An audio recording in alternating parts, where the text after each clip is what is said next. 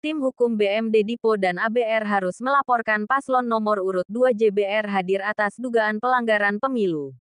Jayapura Suara Kebenaran.com. Paslon 02 dianggap melanggar aturan pemilu setelah menyampaikan informasi di debat publik ketiga yang diselenggarakan oleh KPU Kota Jayapura di Papua Youth Creative Hub PYCH.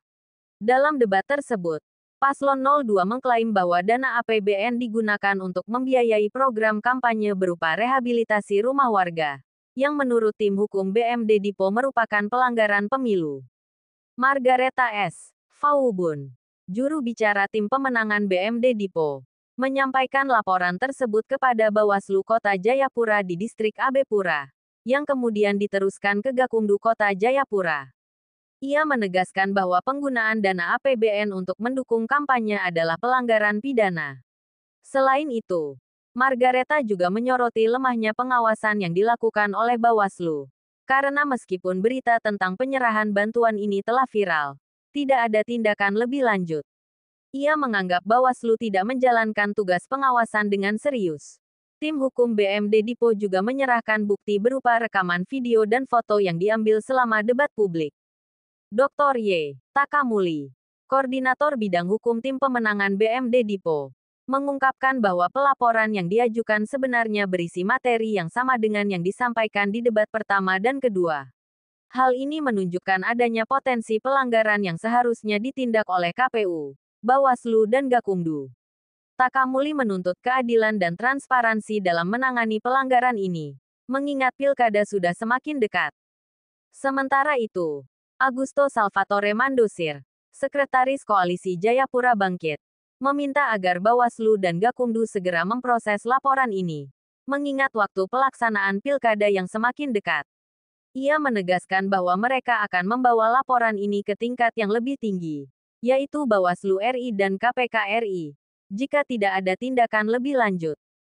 Dalam perkembangan yang sama, relawan ABR harus juga ikut melaporkan paslon nomor 02 JBR hadir atas dugaan pelanggaran yang sama. Tim hukum ABR harus, yang terdiri dari Ratna Ida Silalahi, Kumar S.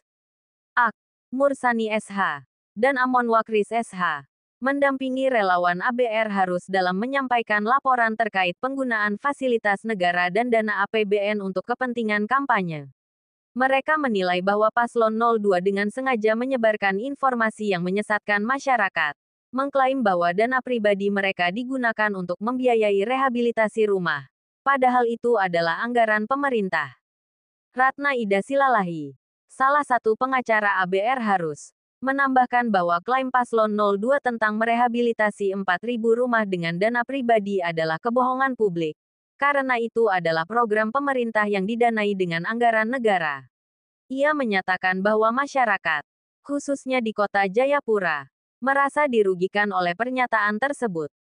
Bawaslu Kota Jayapura, melalui anggota Divisi Penanganan Pelanggaran dan Penyelesaian Sengketa Yohanes Kiamasan, mengonfirmasi bahwa laporan yang diajukan oleh tim pemenangan paslon nomor 3 dan kuasa hukum ABR harus telah diterima. Laporan-laporan tersebut akan diproses sesuai dengan mekanisme yang ada, bersama dengan kepolisian dan kejaksaan. Yohanes menjelaskan bahwa Bawaslu akan menilai kelengkapan berkas dan bukti yang disampaikan sebelum memutuskan apakah laporan tersebut memenuhi syarat untuk diteruskan ke tahap penyidikan. Terkait dengan masa tenang yang semakin dekat, Yohanes memastikan bahwa Bawaslu akan menggunakan waktu dengan efisien dan memastikan proses penanganan dilakukan sesuai aturan yang berlaku.